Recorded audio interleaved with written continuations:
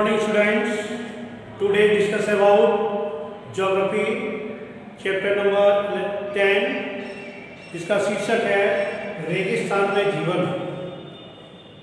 बच्चों, आप सभी लोग जानते हैं कि रेगिस्तान जहाँ का जीवन बहुत ही कष्टमय होता है, क्योंकि वहाँ पर सबसे अधिक गर्म स्थल पाया जाता है और जो वहाँ का जीवन शैली है वो वहाँ के लोगों को प्रभावित करती है और जो लोग वहाँ के रहने के अनुकूल होते हैं वो उसी प्रकार से वहाँ की जीवन शैली में अपने आप को ढाल लेते हैं। तो आज हम लोग उसी रेगिस्तान के जीवन के बारे में पढ़ेंगे कि वहाँ किस प्रकार की जीवन शैली है, वहाँ पर कैसी जलवायु पाई जाती है, वहाँ की जो प्राकृतिक वनस्पतियाँ वो किस प्रकार की होती हैं। तो सर्वप्रथम हम लोग देखते हैं कि विश्व में उन बड़े स्थानों के बारे में हम लोगों ने पढ़ा होगा कि जहाँ पर कष्टकारी तापमान, क्योंकि रेगिस्तान में अधिक तापमान होने के कारण वहाँ का जीवन है बहुत ही कष्टकारी होता है। और कुछ जो अलग प्रकार के लोग होते हैं जहाँ पर तापमान कम होता है, -डिग्री में चला जाता है, 0 डिग्री से कम होता है, वहाँ का मौसम कैसा और ठंडा होता है, वो भी कष्टकारी होता है। वहाँ के लोगों की जीवन शैली उसी प्रकार होती है जैसे रेगिस्तान में होता है, क्योंकि तापमान का एक सामान्यता होना और कम या अधिक होना ये सभी वहाँ की जीवन शैली को प्रभावित करते हैं। क्योंकि जो क्षेत्र कम वर्षा वाले या विरल वनस्पति या चर तापमान वाले होते हैं वहाँ पर निश्चित ही कई का सामना करना पड़ता है। तापमान के आधार पर रेगिस्तान गर्म या ठंडी भी हो सकते हैं, क्योंकि तापमान पर प्रभावित होता है।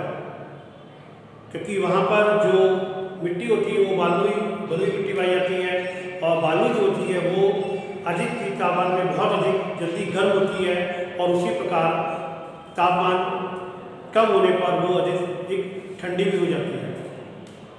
तो सर्वप्रथम रेगिस्तान क्या है? ये एक शुष्क प्रदेश है।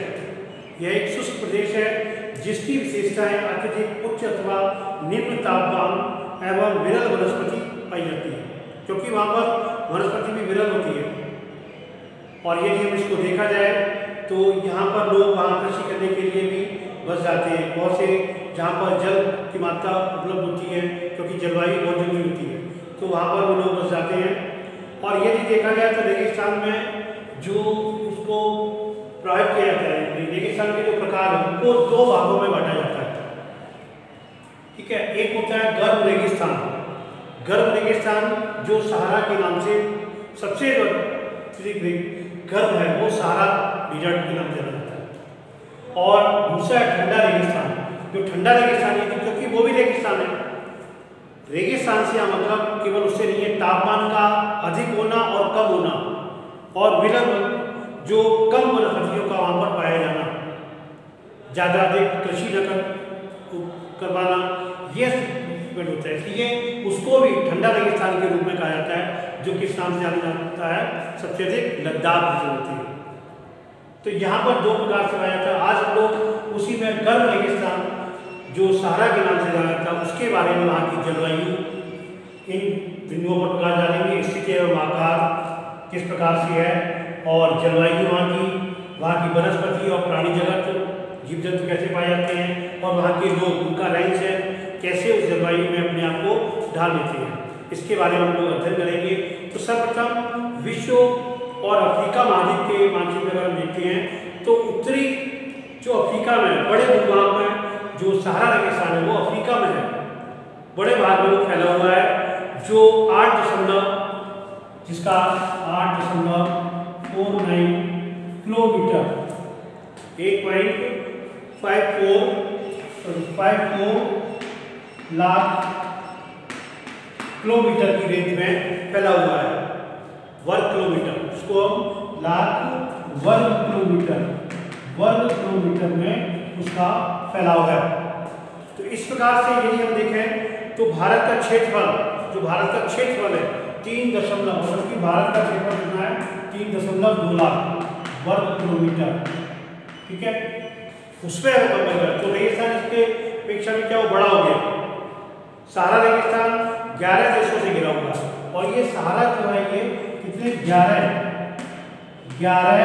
देशों से जुड़ा हुआ है, यानी उनकी जो 11 देशों की सीमाएं हैं वो इस रेगिस्तान को छूती हैं, जिसमें बहुत सारे अल्जीरिया है, चाड है, मिस्र है, लीबिया है, माली है, मौरिटानिया है, मोरक्को है, नाइजर है, सूडान है और भी बहुत सारे, लीबिया के अलावा ट्यूनीशिया है, पश्चिमी सहारा है। ये सब यदि हम रेगिस्तान के बारे में मस्तिष्क से तुरंत देखें तो यहाँ पर जो चट्टाने जो सतह से वो लगभग 2500 किलोमीटर या 2500 मीटर से भी अधिक है इस प्रकार से।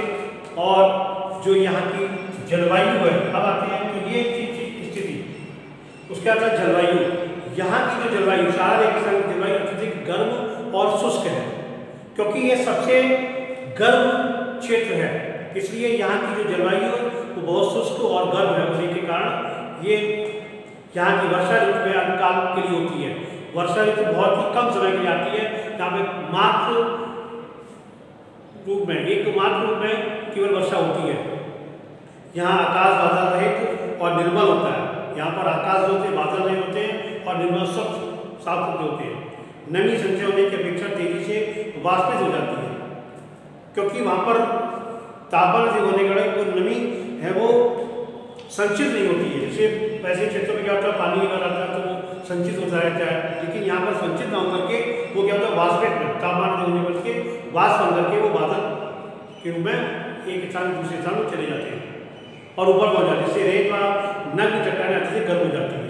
जो रेत होता है, क्योंकि रेत के तो बालू, वहाँ की मिट्टी बालू होती है जो अत्यधिक तापमान होने के कारण गर्म हो जाती है, और वहाँ का रेत बालू या वहाँ के जो नग्न चट्टानें होती, मतलब बनी होती, नग्न मतलब जो खुली होती है, वो बहुत अधिक गर्म हो जाती है। आपने देखा होगा जो राजस्थान में पत्थर वगैरह वहाँ का आता है वो बहुत जल्दी गर्म होता है, तापमान को कम होने पर बहुत जल्दी वो ठंडा भी हो जाता है। जो बहुत सारी इमारतों बनाने में प्रयोग किया जाता है तो अक्सर ही देखा जाता है जो पत्थर होता है, लाल वाला पत्थर, बहुत जल्दी गर्म होता है और बहुत जल्दी ठंडा भी होता है। और वहाँ पर क्या होता है, जो चारों तरफ गर्म होने की वजह से दिन जो होते गर्म होते हैं, रातें वहाँ ठंडी होती है, क्योंकि जो मिट्टी होती है वो तापमान कम होने पर, रात में तापमान कम हो जाता है, सूर्य प्रकाश की रोशनी गर्मी नहीं होती है, इसलिए वो बालू को बहुत जल्दी ठंडी हो जाती है, होने के कारण रातें ठंड होती है। तापमान गिरकर लगभग 0 सेल्सियस तक पहुँच जाता है, कभी कभी ये भी हो जाता है।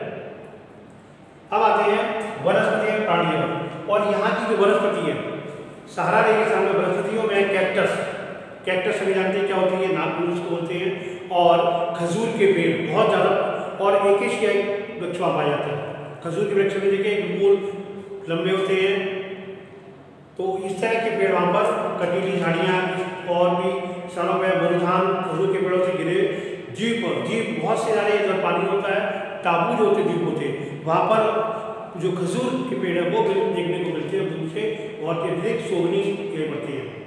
और यहाँ के जो प्राणी जगत है, जीव जंतु पाया जाता है, उसमें ऊँट जो इसको हम रेगिस्तान का जहाज के नाम से भी जाना जाता है, वो अत्यधिक मात्रा में पाया जाता है, और उसको हम बोझा ढोने में एक तरह से परिवहन के रूप में भी उसका उपयोग किया जाता है, जो एक स्थान से दूसरे स्थान पर सामान को और व्यक्तियों को ले जाने का वह काम करता है। इसके अलावा लकड़बग्गा, सियार, लोमड़ी, बिच्छू, सांप और सांपों की विभिन्न प्रजातियाँ भी पाई जाती हैं, बहुत प्रकार के पाई जाती हैं। तो और जो कि एवं छिपकली पाई जाती है यहाँ पर, और जो यहाँ के सबसे प्रमुख जीव जंतु के रूप में ये पाए जाते हैं। इसके बाद आता है लोग, यहाँ के लोग, यहाँ पर रहने वाले मनुष्य की जो प्रजातियाँ हैं, सारा समय कष्टकारी जलवायु में भी विभिन्न समुदाय के लोग वहाँ रहते हैं। इतना कष्टकारी होने के बावजूद भी वहाँ पर लोग रहते हैं और उसको वहाँ के निवास भी करते हैं, जो विभिन्न क्रियाकलापों में भाग भी लेते हैं, कार्य भी करते हैं, खेती भी करते हैं। वेतनी के भी शामिल है, जो चलवासी जनजाति, चलवासी मतलब एक स्थान से इधर उधर जाते रहते हैं, जो अपने ऊँट की सवारी करके इधर उधर अपने इसको प्रवास को परिवर्तनशील करते हैं। इसमें बहुत सारे उनकी खाल से भी, जो यहाँ पर पशुओं से इन्हें दूध प्राप्त होता है, उनकी चमड़ी से, खाल से बहुत सारी चीज़ें वो बनाते हैं। पेटी है, जो पानी की पेटी वगैरह देखा होगा ऊपर लगी जाती है, जूते हैं पानी की बोतल बनाने के लिए, चमड़ा प्राप्त करने के लिए, चमड़े में वो पानी भर के रखते हैं, इससे कि वो गर्म नहीं होता है और वैसे ही बना रहता है। बेचने के लिए लोग पानी वस्त्र भी पहनते हैं।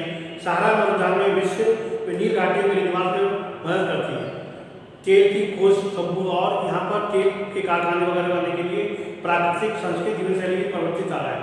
धीरे धीरे तकनीकी के आधार पर, क्योंकि प्रौद्योगिकी जो क्षेत्र हमारा बढ़ रहा है, इसके कारण से धीरे धीरे वहाँ भी परिवर्तन आ रहा है। और जो आज अनेक चरवासी जनजाति लोग शहरों के जीवन की ओर अपने आपको ले जा रहे हैं, जहाँ तेल व गैस के कार्यों में नौकरी ढूंढते हैं, क्योंकि वो मेहनती होते हैं।